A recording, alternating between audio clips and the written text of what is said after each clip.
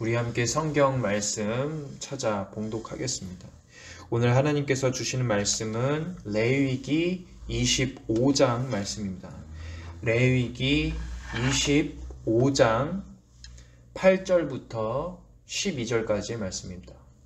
레위기 25장 8절부터 12절까지의 말씀입니다. 저와 여러분이 함께 합독하여 읽도록 하겠습니다. 너는 7 안식년을 계수할지니 이는 7년이 7번인즉 안식년 7번 동안 곧 49년이라. 7월 10일은 속죄일이니 너는 나팔 소리를 내되 전국에서 나팔을 크게 불지며 제50년을 거룩하게 하여 전국 거민에게 자유를 공포하라. 이 해는 너희에게 희년이니 너희는 각각 그 기업으로 돌아가며 각각 그 가족에게로 돌아갈지며 그 50년은 너희의 희년이니 너희는 파종하지 말며 스스로 난 것을 거두지 말며 다스리지 아니한 포도를 거두지 말라. 이는 희년이니 너희에게 거룩함이니라. 너희가 밭의 소산을 먹으리라. 아멘.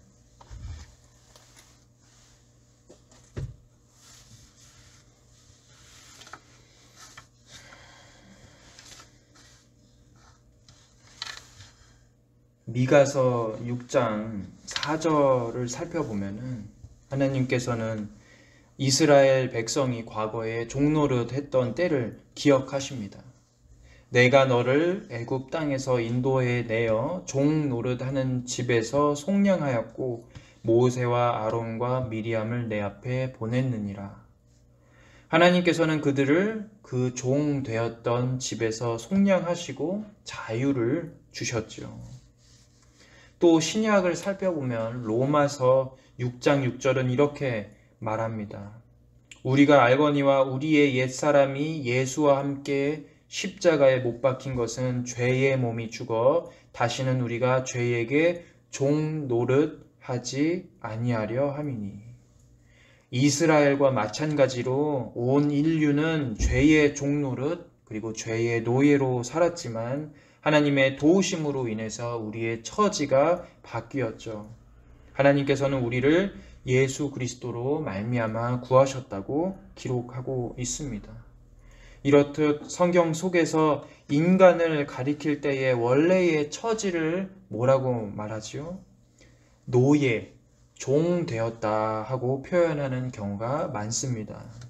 여기서 종 노릇하게 하는 집을 탈출하게 하셨다는 것은 사단의 영향력 아래에서 탈출하게 하셨다는 뜻이므로 구약과 신약은 사실 서로 같은 것을 말하는 것이죠. 성경을 읽어보면 우리의 신분이 여러 차례 변화가 있음을 알 수가 있습니다. 먼저 사람은 하나님의 형상으로 지음받은 고귀한 존재였죠. 다른 존재들과 마찬가지로 목적이 있었고 하나님과 교제를 할 수 있도록 지음받았습니다. 하나님 보시기에 아주 선하고 좋았지요. 그러나 첫 사람들은 하나님을 만족시키는 일보다 자신의 정욕을 채우는 것이 더 중요했습니다. 결국 첫 사람들은 죄를 지었고 인간은 결국 형벌을 받아 죽게 되었지요. 이 과정을 쉽게 설명을 해보자면은 인간은 지금 죄로 인해서 죗값을 치러야 하는 입장에 서게 된 것입니다. 잠시 빚에 관한 이야기를 좀 해보도록 하겠습니다. 사람들은 사금융권에서 돈을 함부로 빌리지 않죠. 왜 그렇습니까? 생각해보면 굉장히 간단합니다. 사금융권은 정식 금융권과는 다르죠. 정식 금융권에서는 돈을 빌리려는 사람이 갚을 능력이 있는지 깐깐하게 체크한 뒤에야 돈을 빌려줍니다. 그런데 사금융권은 좀 다릅니다. 저 사람이 지금 돈을 빌리려는 사람이 돈과 이자를 갚을 능력이 있느냐 고민하지 않죠. 그냥 빌려주고 그 이자로 돈을 뜯어냅니다. 그래서 사금융권에서 빌린 돈의 원금보다 이자가 더 커지는 기현상이 발생하는 것이지요. 그런데 사탄이 이렇게 사금융권과 비슷하게 일하고 있습니다. 사단은 하나님을 대적하는 존재로서 인간을 파멸에 이르게 하려고 아담과 하와를 유혹했죠.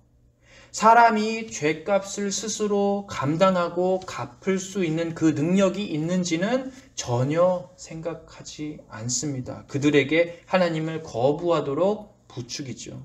결국 인간은 잠시 동안 하나님의 그 능력, 선악을 분별하시는 그 능력을 가지게 되지만 결국 어마어마한 상상도 못한 죄값을 치르게 되었지요. 그런데 이 인간은 사금융권에서 돈을 빌린 것처럼 똑같이 죄값이 늘어나는, 더욱더 불어나는 이상한 경험을 하기 시작합니다. 원죄를 지은 첫 사람들은 걷잡을 수 없이 자신의 모든 전 인격이 하나님을 거부하기 시작한다는 사실을 깨닫습니다. 무슨 행동, 무슨 말, 무슨 생각을 하든 하나님을 거부하기 시작하죠. 그들은 스스로 죄값을 감당할 수가 없는데도 더욱더 계속 커지는 그 죄로 인해서 큰 벌을 받게 되었습니다. 자포자기로 산다는 말이 이런 말일까요? 어떠한 가능성도 없을 때에 사람들은 포기하고 자기의 마음대로 살지요. 많은 이들이 죄를 짓고 무감각하게 지내는 이유는 바로 이러한 죄의 책임과 죄값의 어마어마한 무게 때문입니다. 자신이 지고 가야 하는 그 죄의 무게가 우리 세상의 그 저울로 감히 잴 수가 없이 크기 때문에 그 죄값을 갚을 길이 막막하기 때문에 하나님의 원대로 사는 길을 포기하고 자포자기하면서 살아가는 것입니다. 쉽게 말하자면 될 대로 되라, 이젠 나도 모르겠다 하는 시각이 바로 이러한 시각이죠. 그런데 바로 이 상황 속에서 하나님의 상상할 수 없는, 이해할 수 없는 은혜가 임합니다. 하나님이 친히 죄값을 탕감해 주신 것입니다. 하나님께서는 원금뿐 아니라 무거운 이자까지 감면해 주십니다. 우리가 스스로는 감당할 수가 없고 갚을 수가 없던 그 죄의 무거움을 하나님이 사해 주셨으니 얼마나 놀라운 일이겠습니까? 그런데 이 말은 지금 하나님께서 우리를 사셔서 우리를 새로운 집의 노예로 사용하시려고 하시는 그런 뜻이 아니죠. 하나님께서는 우리를 구하시기 위해서 어마어마한 대속의 값을 치르셨음에도 우리를 종으로, 노예로 사용하시는 것이 아니라 오히려 자녀 삼아 주셨습니다. 참으로 이상한 이야기지요. 세상의 법칙을 생각해 보십시오. 세상의 법칙대로라면은 우리는 하나님이 사신 그 순간부터 무엇이든 하나님께 내어 드려야만 합니다. 하나님께서도 우리의 주인으로서 모든 것을 요구하실 수도 있으실 텐데 오히려 하나님께서는 종 되었던 그 비천한 신분인 우리를 자유롭다 하고 인정해 주시죠. 여기서 한번 자유를 생각해 보시길 바랍니다. 우리 삶에서 자유라는 것이 존재하기는 할까 하는 생각이 들 정도로 찾아보기가 힘들죠. 요즘 사람들이 가장 집중하는 자유는 무엇입니까?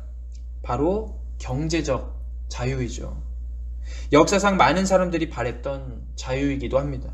그런데 이 자유를 쫓기 위해서 사람들은 자신의 모든 것을 바칩니다. 자유를 쫓기 위해서 새로운 형태의 노예가 되는 것이죠. 돈에 매여서 노예가 됩니다. 아주 역설적인 이야기입니다. 세상 사람들은 이러한 자유를 누리기 위해서 새로운 노예가 되는 그 현실을 보면서 어쩔 수 없다라고 말합니다. 받아들일 수밖에 없다라고 표현하지요. 그런데 이 어쩔 수 없다는 규칙은 도대체 누가 만든 것일까요? 돈, 명예, 집, 땅, 그리고 신분 상승, 사회적 지위 이런 것이 최고니까 우리 인생을 거기 바쳐야 한다는 이 규칙에 대해서 하나님이 기뻐하실까요? 우리는 이 하나님 반대하시는 일에 얼마나 많은 힘을 쏟아왔는지 모릅니다. 역사를 살펴보면 사람들은 계속해서 투쟁해 왔죠. 사회적이고 신분적인 자유를 얻기 위해서 혁명도 일으켰습니다. 경제적인 자유를 위해서 소년, 소녀들을 탄광에 보내고 적국을 침략해서 학살하기도 했죠. 그 결과 얻은 게 뭡니까? 자유가 아니라 새로운 노예 생활이죠. 우리들은 이 자유를 얻기 위해서 어떤 노력까지 뭘 해보았나요? 그런데 여기서 그리스도인들은 다르게 생각하죠. 하나님의 입장에서 서 보는 것입니다. 우리는 자유를 위해서 무엇이든 해보았냐고 질문을 던졌죠. 어떤 일까지 해보았냐고 질문을 던졌습니다. 반대로 하나님께서는 우리에게 자유를 주시기 위해서 어떤 일까지 하셨을까요? 하나님은 우리를 자유하게 만드시기 위해서 자신의 아끼는 독생자까지도 주셨다고 말씀하십니다. 참으로 이상하죠. 죄책 그리고 죗값을 감당하지도 못하는 이 어리석은 인간들은 한편으로 계속 투쟁하면서 새로운 노예가 되어 갑니다. 그런데 하나님께서는 이런 모든 관계, 모든 죄책, 모든 죗값을 탕감해 주시려고 아들까지 보내시는 것이죠. 따라서 믿는 우리 그리스도인들은 마땅히 우리의 지금 있는 그 현실의 처지보다 하나님의 편에 먼저 서서 그분이 어떤 마음으로 그리스도를 주시려 하셨는지, 우리 인생에 바라시는 것이 무엇이고 우리에게 자유를 왜 주시려 하는지 집중해서 살펴보아야 합니다. 그런 면에서 오늘 본문 레위기 25장 8절부터 12절까지의 말씀을 읽어보면 참으로 어색한 단어들이 등장합니다. 우리의 삶과는 참으로 동떨어져 보이는 단어들이 등장하기 시작하죠. 8절에는 안식년, 9절에는 속죄일, 10절에서는 자유, 11절에서는 희년이라는 단어가 있습니다. 이 모든 단어들은 우리들의 그 바쁜 현대 일상에서는 어울리지 않아 보이죠. 그러나 여러분 집중하십시오. 이 모든 것은 지금 궁극적으로 하나님께서 원래 인간에게 선물로 주시려는 것들입니다. 8절을 한번 살펴볼까요? 8절에서 하나님께서는 이스라엘에게 안식년을 주시죠. 안식년을 주시고 그걸 7번이나 기억하라 하십니다. 안식년은 7년째에 해당하는 해이죠. 7년째에 해당하니 7번을 곱하면 총 몇 년입니까? 49년이 되죠. 49년이 되는 그 해에 안식년을 가지고 다음 해 50년째 되는 그 해를 희년으로 거룩하게 지키라 라고 하나님께서 말씀하십니다. 여기에 하나님의 안식년을 주시는 분명한 뜻이 있습니다.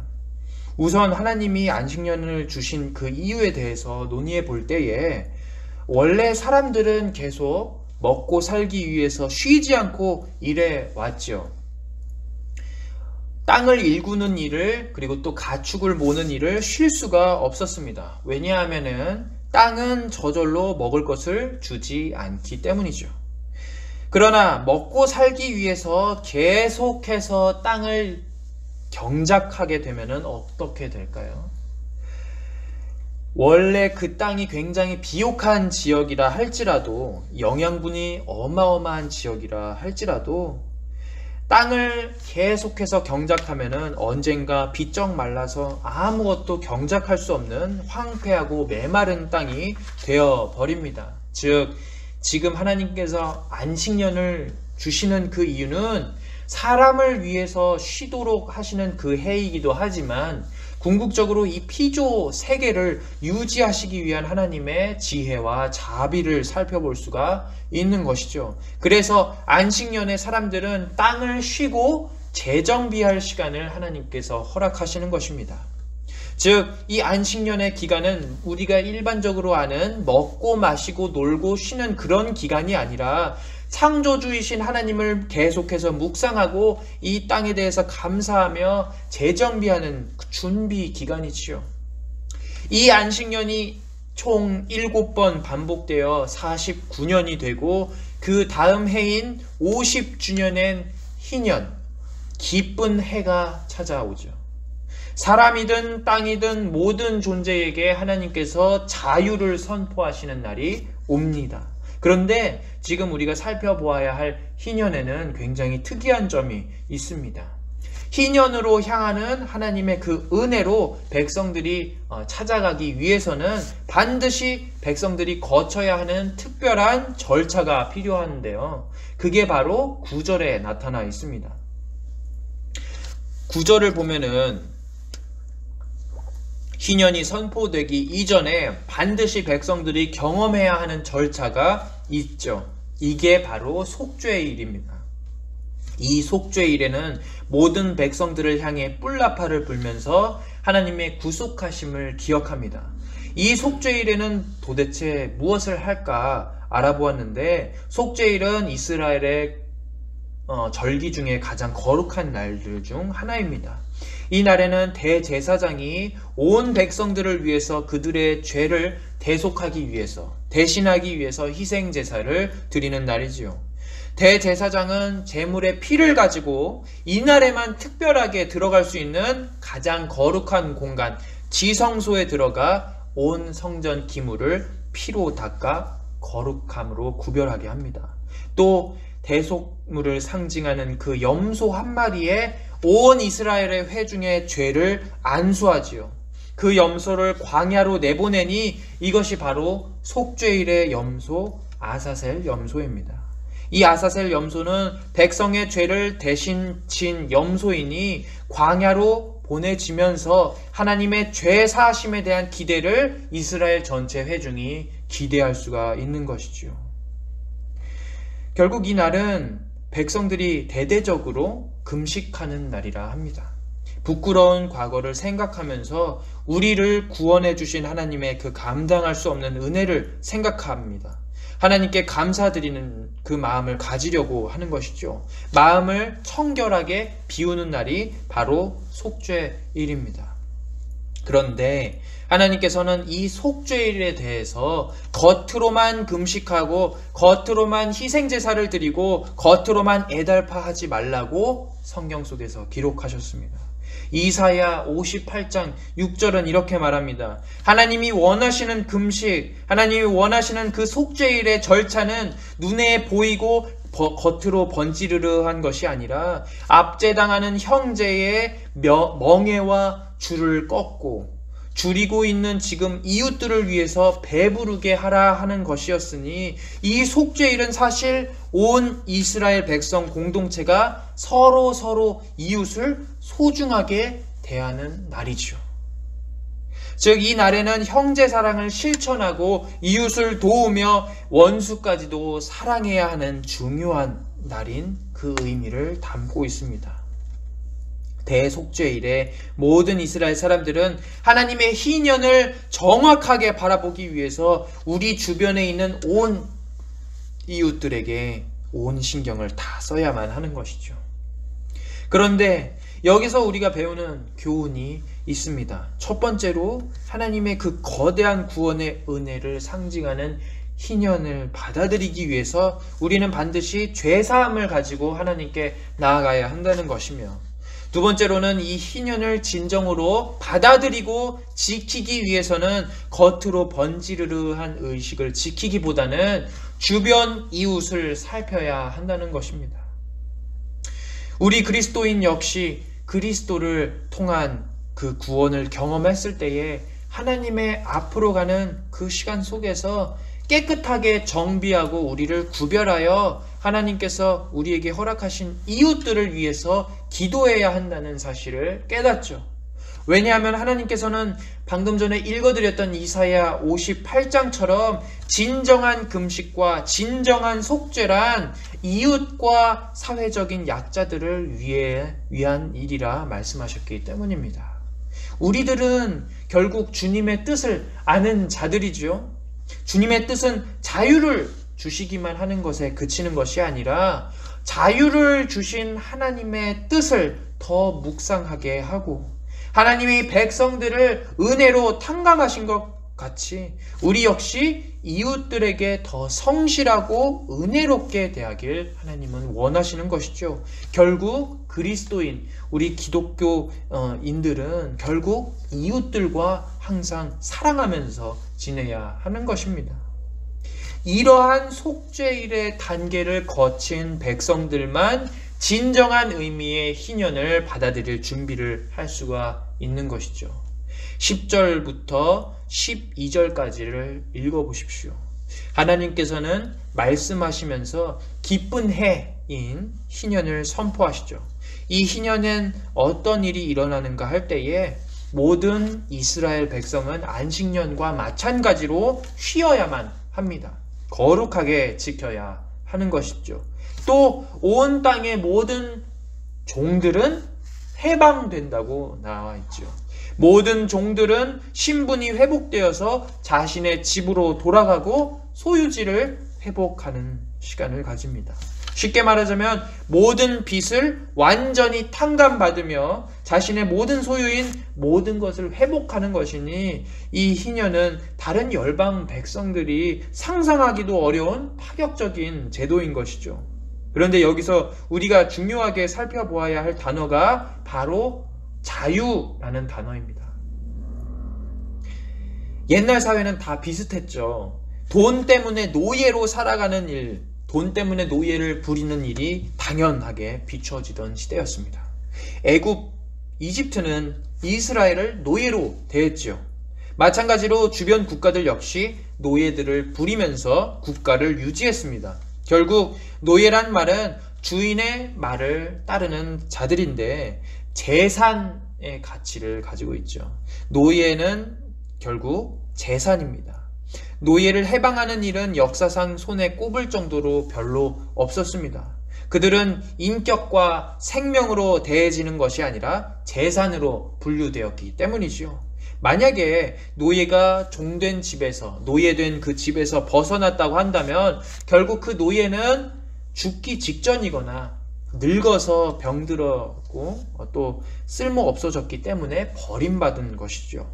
노예와 종들은 결국 한 사람의 인격으로 살아가는 것이 아니라 어떤 사람의 소유, 어떤 사람의 재산으로 계산되며 스스로 모을 재산도 없이 평생 동안을 살아야 하는 비참한 삶을 사는 자들입니다.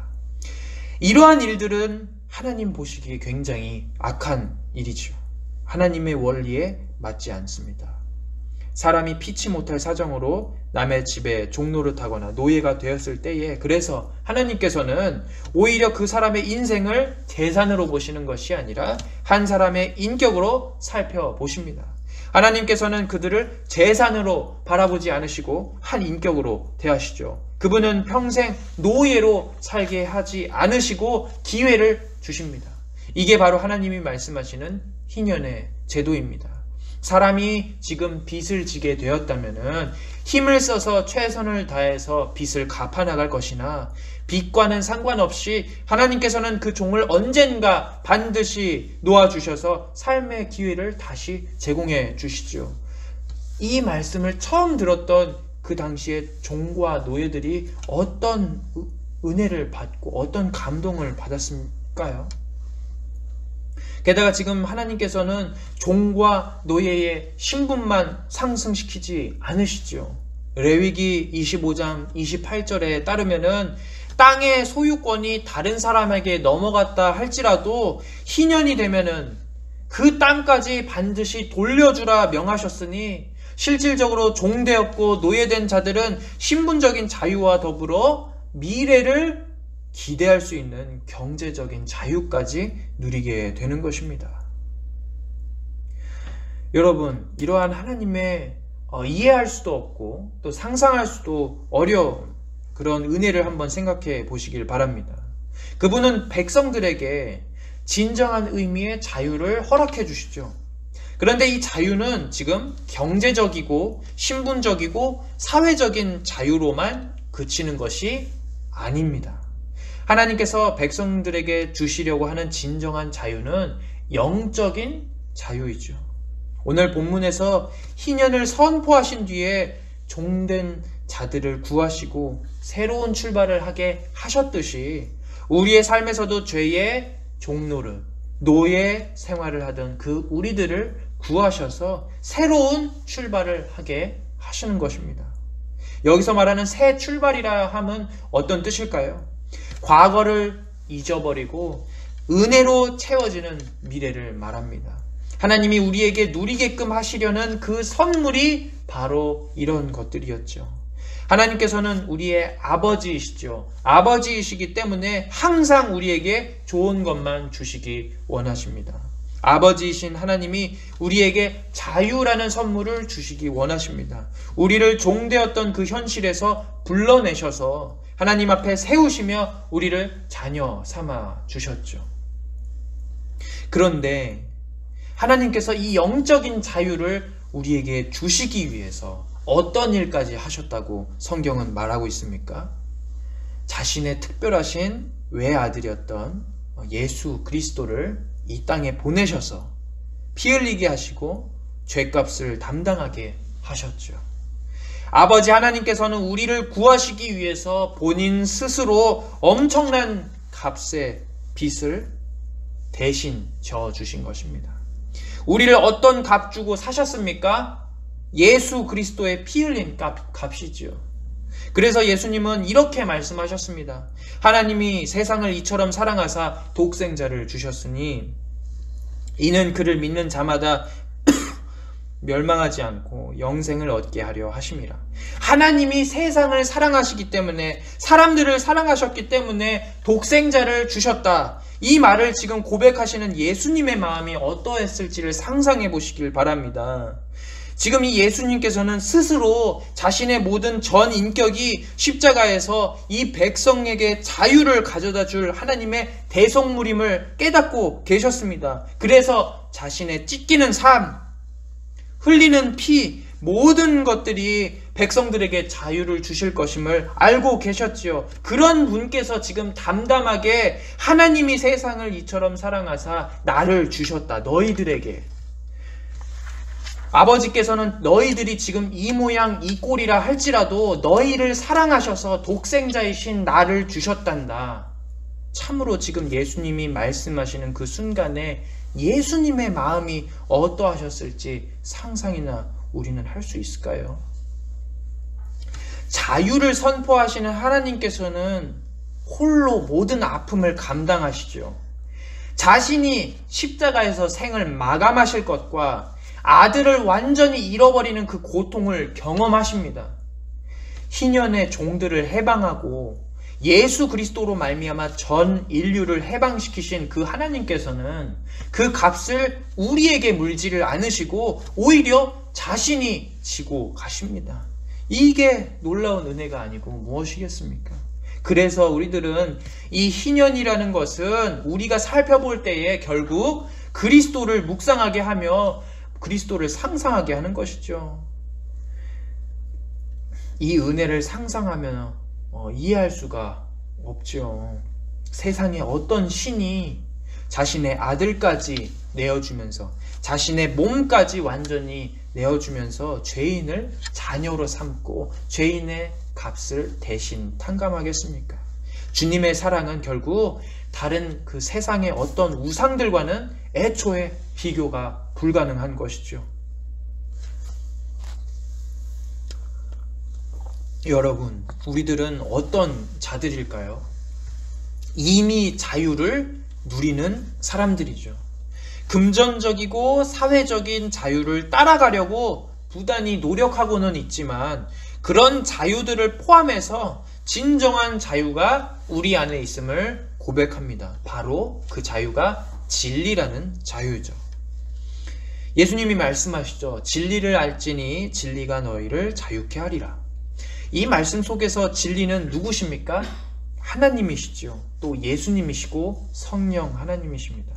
우리는 하나님을 매 시간 매 순간 묵상하면서 기도하면서 천천히 하나님 아버지를 알아가고 있지요. 즉 우리들은 이미 진리를 경험하고 이미 진리를 아는 자로서 자유를 맛보고 있는 사람들인 것입니다. 그런 자들이 세상에 돈을 벌기 위해서 스스로 노예가 되고 다시 한번 사단의 영향력 아래 들어가는 그 현실을 보신다면 하나님은 기뻐하시겠습니까? 오히려 하나님께서는 어떤 분이시죠? 그분은 자신의 아들까지 내어주실 정도로 헌신적이셨죠. 결국 그리스도인들은 어떠해야 합니까?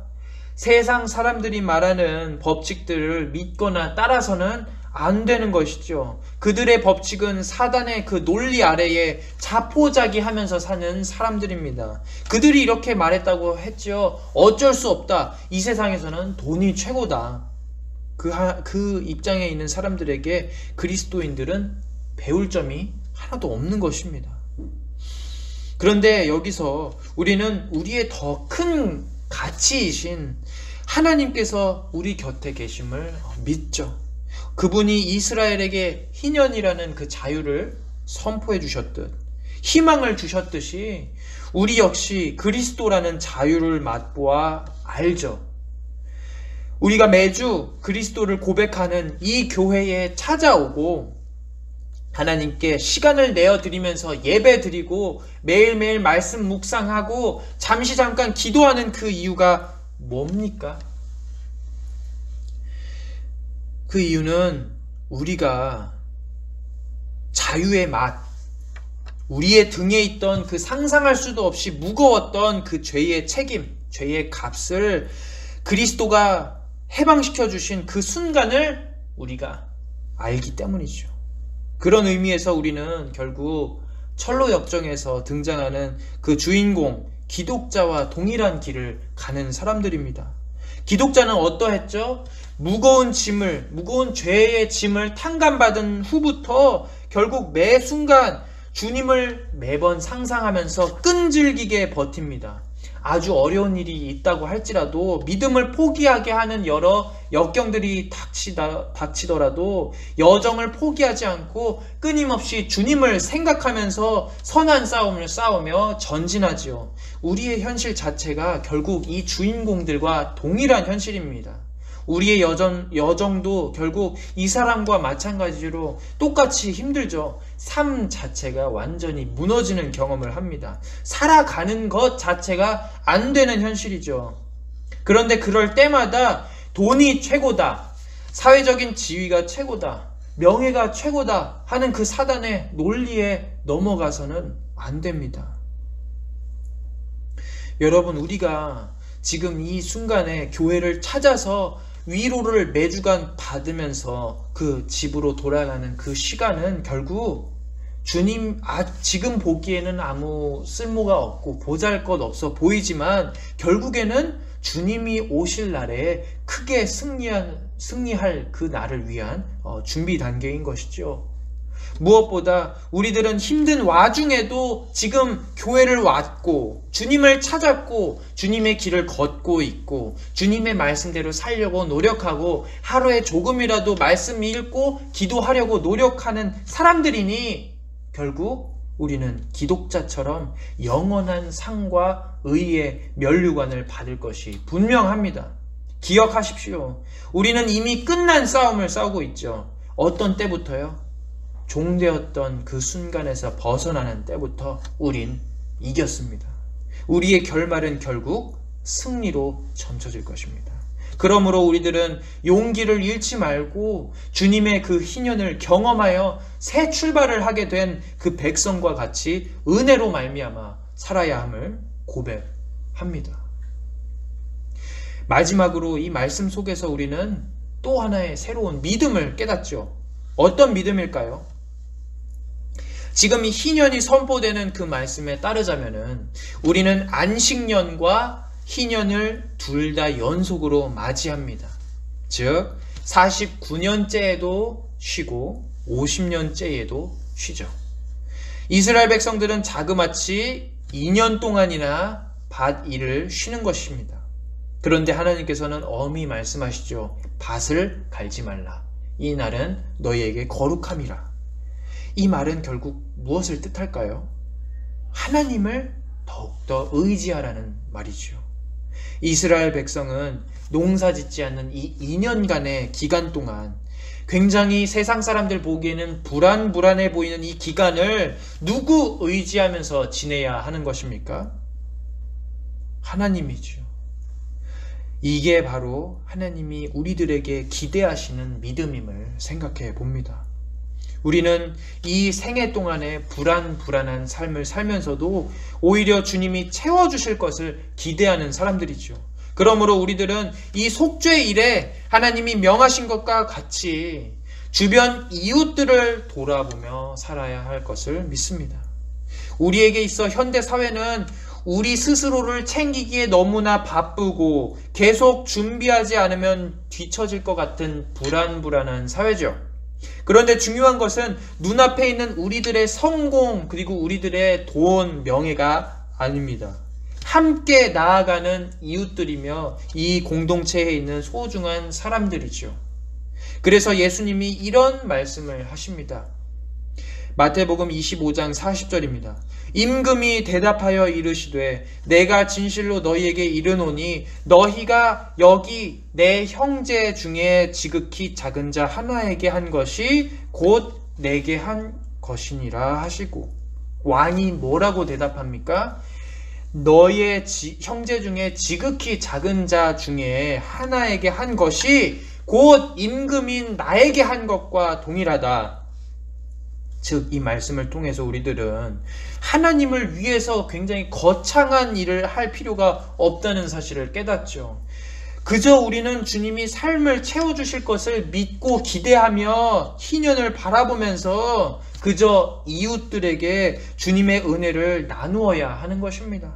그게 바로 우리들의 진정한 왕이신 하나님께 해드릴 수 있는 가장 큰 영광 돌리는 일이며 하나님께 효도하는 일이죠.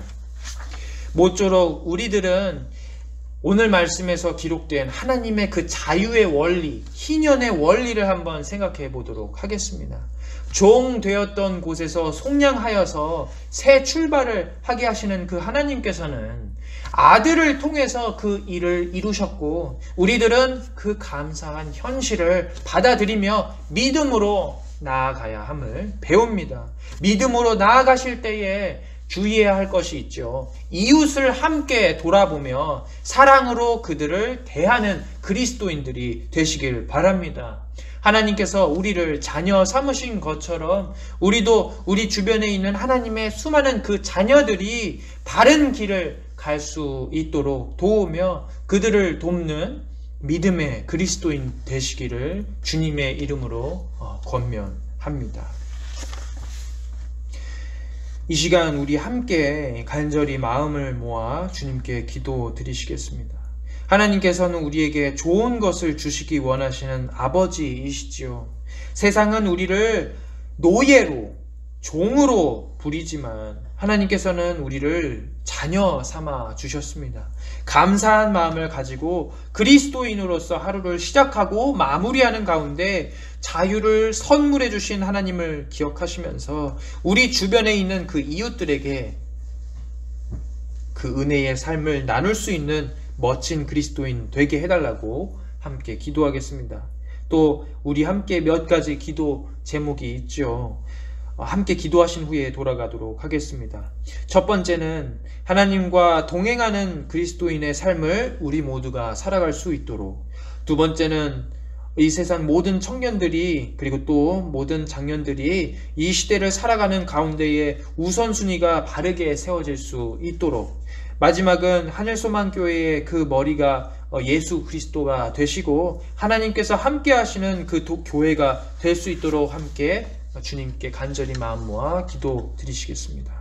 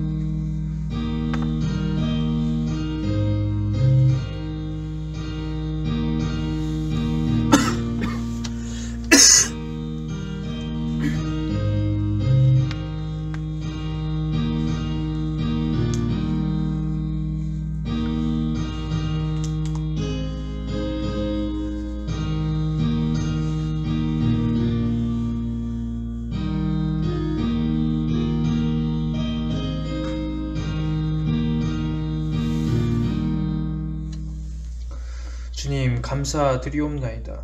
우리에게 말씀을 공부할 수 있는 이 시간을 허락하여 주심에 감사드리옵나이다. 주님, 종이었고 또 노예였던 우리들을 부르셔서 주님의 보혈로 말미암아 구속하셨습니다. 그 은혜와 자유를 누리는 우리들은 매번 연약하여 감사를 잊으며 지냅니다. 우리들의 영혼을 붙잡아 주셔서 하루하루를 주님을 묵상하며 주님이 주신 이 영적인 자유, 영원한 자유를 기쁘게 전하는 사람이 되게 도와주시옵소서. 무엇보다 희년을 선포하시고 모든 고난받는 자들의 짐을 덜어주신 주님, 우리의 삶에 있어서 스스로 노예되는 그 삶, 세상 사람들과 똑같이 명예와 돈을 쫓아가는 삶을 사는 것이 아니라 주님이 원하시는 삶의 방향성을 잘 잡아 우리 주변에 있는 이웃들에게 부단히 관심을 쏟는 은혜의 그리스도인 되게 도와주시옵소서. 또 아버지, 우리가 하나님께 기도 제목들을 가지고 나아옵니다. 무엇보다 성경의 인물들처럼 하나님과 함께 동행하는 하늘소망교회 모든 교인들이 되도록 도와주시옵소서.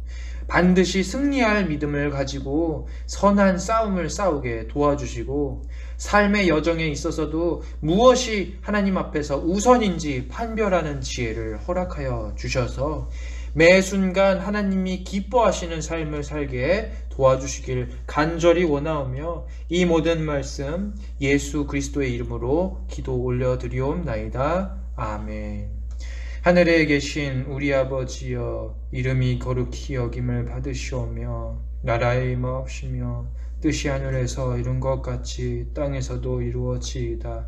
오늘날 우리에게 일용할 양식을 주옵시고 우리가 우리에게 죄 지은 자를 사하여 준 것 같이 우리 죄를 사하여 주옵시고 우리를 시험에 들게 하지 마옵시고 다만 악에서 구하옵소서.